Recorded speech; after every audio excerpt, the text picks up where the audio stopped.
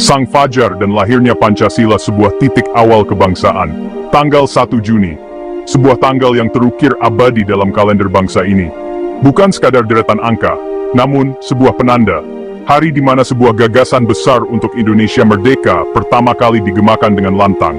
Di hadapan sidang Badan Penyelidik Usaha-Usaha Persiapan Kemerdekaan Indonesia, BPUPKI, seorang orator ulung berdiri. Namanya Soekarno. Suaranya menggelegar, membakar semangat. Ia bukan hanya berbicara, ia melukiskan visi. Visi tentang sebuah negara yang berdaulat, adil, dan makmur, yang berdiri di atas 5 pilar kokoh. 5 sila yang kemudian kita kenal sebagai Pancasila. Pancasila. 5 mutiara pemikiran yang digali dari bumi pertiwi. Ketuhanan yang Maha Esa, kemanusiaan yang adil dan beradab, persatuan Indonesia, kerakyatan yang dipimpin oleh hikmat kebijaksanaan dalam permusyawaratan perwakilan, keadilan sosial bagi seluruh rakyat Indonesia. Bukan sekadar slogan, bukan pula untayan kata tanpa makna. Pancasila adalah jiwa bangsa, dasar negara, falsafah hidup yang menyatukan ribuan pulau, ratusan suku bangsa, dan beragam keyakinan. Soekarno dengan brilian merumuskannya, menjadikannya kompas bagi perjalanan sebuah bangsa yang baru lahir. Ia adalah sang arsitek Pancasila. Hari itu di tahun 1945 adalah Fajar kemerdekaan yang telah lama dinanti. Soekarno dengan pidatonya yang berapi-api menyalakan obor harapan. Setelah proklamasi kemerdekaan berkumandang, nama Soekarno menjulang tinggi. Ia bukan lagi sekadar orator, ia adalah Presiden pertama Republik Indonesia, pemimpin besar revolusi, penyambung lidah rakyat, karismanya memukau, tidak hanya di dalam negeri, tetapi juga di panggung internasional.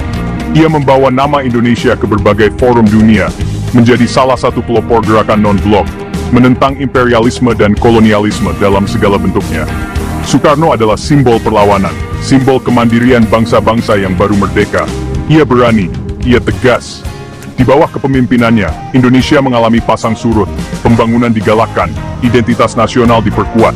Namun tantangan juga tak sedikit, ekonomi yang belum stabil, gejolak politik di berbagai daerah, serta pertarungan ideologi yang tajam. Soekarno mencoba menavigasi semua itu dengan konsep Nasakom, nasionalis, agama, dan komunis. Sebuah upaya untuk menyatukan kekuatan-kekuatan besar yang ada di masyarakat. Namun upaya ini penuh risiko, ibarat berjalan di atas tali, menjaga keseimbangan menjadi kunci. Tapi, gelombang perubahan mulai terasa semakin kencang. Politik demokrasi terpimpin yang ia usung, memberikan kekuasaan besar padanya. Malam tanggal 30 September 1965. Sebuah malam yang kelam, malam yang menjadi titik balik bagi perjalanan bangsa.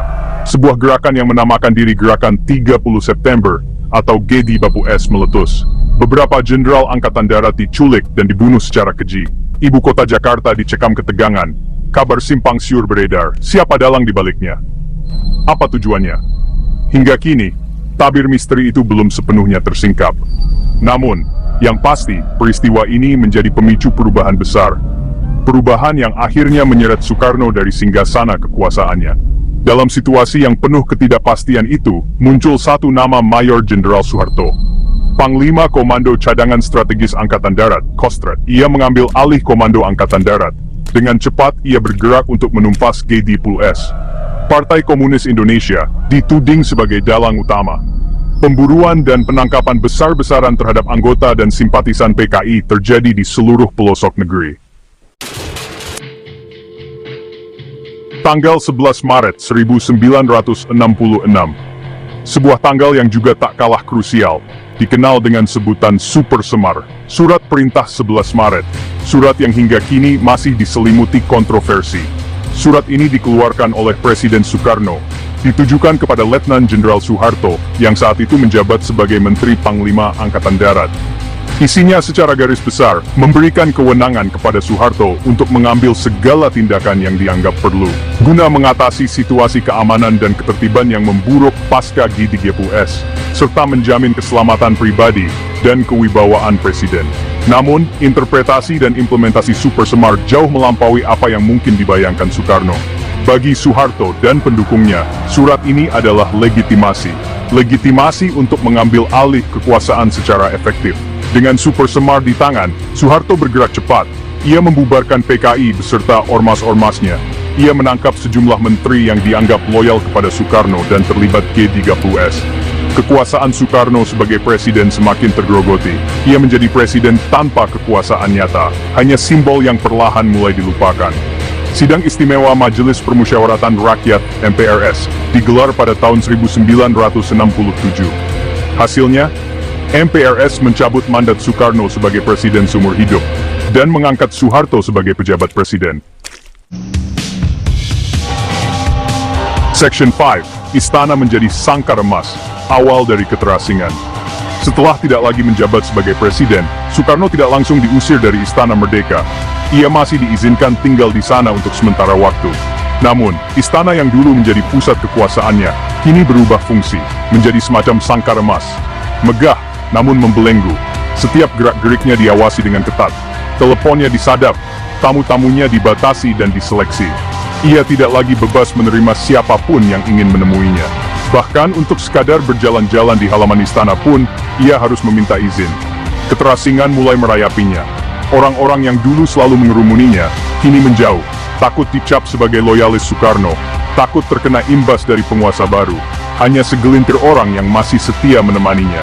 Keluarga, beberapa sahabat dekat. Namun jumlah mereka tak seberapa, kesepian menjadi teman sehari-harinya. Di tengah kemegahan istana yang bisu, ia merenungi nasibnya, merenungi perjalanan bangsanya, mungkin juga merenungi kesalahannya. Jika ada, hatinya pasti pedih, terluka. Interogasi demi interogasi dijalaninya. Section 6, Wisma Yaso, kesunyian yang memilukan di penghujung hari. Akhirnya, Soekarno dipindahkan dari Istana Merdeka. Tempat tinggal barunya adalah sebuah pavilion di kompleks kediaman istrinya, Dewi Soekarno, di Jalan Gatot Subroto. Tempat itu kemudian lebih dikenal sebagai Wisma Yaso. Jika istana adalah sangkar emas, maka Wisma Yaso adalah penjara yang sesungguhnya, meski tanpa jeruji besi yang terlihat. Disinilah Soekarno menghabiskan sisa hidupnya, dalam kesunyian yang memilukan, dalam isolasi yang total, jauh dari hiruk-pikuk politik, jauh dari rakyat yang dulu begitu mencintainya. Di Wisma Yaso, pengawasan terhadap Soekarno semakin diperketat. Jumlah penjaga lebih banyak dan akses untuk bertemu dengannya hampir mustahil. Bahkan, anggota keluarganya sendiri harus melewati prosedur yang rumit untuk bisa menjenguknya. Surat-suratnya disensor, bacaannya dibatasi. Ia benar-benar diputus dari dunia luar. Seolah-olah penguasa baru ingin memastikan bahwa Soekarno benar-benar dilupakan, dihapus dari memori kolektif bangsa. Kesepian menjadi satu-satunya teman setia yang menemani hari-harinya yang panjang dan membosankan. Hari-hari di Wisma Yaso dilalui Soekarno dengan rutinitas yang monoton. Bangun pagi, sarapan seadanya, membaca buku-buku yang tersisa, atau sekadar termenung di beranda. Menatap taman yang tak terawat, mengenang masa lalu yang gemilang, kontras dengan masa kini yang begitu menyedihkan. Tak ada lagi pidato berapi-api, tak ada lagi sorak-sorai masa, yang ada hanya keheningan, keheningan yang menusuk jiwa. Section 7, sakit yang tak terobati, derita yang mencengkeram jiwa. Penyakit ginjal yang diderita Soekarno sudah lama diketahui sejak ia masih berkuasa. Namun, di masa-masa akhir hidupnya, penyakit itu semakin mengganas. Sayangnya, perawatan medis yang ia terima di Wisma Yaso sangat tidak memadai. Dokter yang merawatnya adalah dokter tentara, bukan spesialis ginjal. Obat-obatan yang diberikan pun terbatas. Permintaan keluarga untuk mendatangkan dokter spesialis dari luar negeri, atau setidaknya dari rumah sakit yang lebih baik di dalam negeri, seringkali ditolak atau dipersulit dengan berbagai alasan birokrasi. Ada dugaan kuat bahwa minimnya perawatan medis ini adalah bagian dari upaya untuk mempercepat kematiannya, atau setidaknya untuk membiarkannya menderita hingga akhir hayat. Sebuah perlakuan yang sangat tidak manusiawi. Terlepas dari kesalahan politik yang mungkin pernah ia buat, Soekarno tetaplah manusia. Seorang bapak, seorang kakek yang berhak mendapatkan perawatan kesehatan yang layak. Terlebih lagi, ia adalah salah satu pendiri bangsa ini yang telah mengorbankan sebagian besar hidupnya untuk kemerdekaan Indonesia. Penderitaan fisik Soekarno semakin menjadi-jadi. Tubuhnya membengkak. Ia kesulitan buang air kecil. Rasa sakit yang luar biasa menderanya setiap hari. Namun, ia mencoba menahannya dengan tegar. Di tengah kesakitan itu, ia masih sering memikirkan nasib bangsanya, masih sering berbicara tentang Pancasila, tentang persatuan Indonesia. Section 8, wafatnya sang proklamator, upaya memadamkan api sejarah. Pada tanggal 21 Juni 1970, pukul 7 pagi, Indonesia kehilangan salah satu putra terbaiknya. Irtu Soekarno, proklamator kemerdekaan dan presiden pertama Republik Indonesia, menghembuskan nafas terakhirnya di usia 69 tahun, setelah melewati tahun-tahun terakhir yang penuh kesunyian dan penderitaan. Wafatnya sang putra Fajar disambut dengan duka cita oleh sebagian rakyat Indonesia, terutama mereka yang masih mengenang jasa-jasanya. Namun, bagi rezim Orde Baru, kematian Soekarno seolah menjadi sebuah kelegaan. Berakhirnya sebuah era. Upacara pemakaman Soekarno digelar secara sederhana, tidak semegah yang seharusnya diterima oleh seorang tokoh sekaliber dirinya.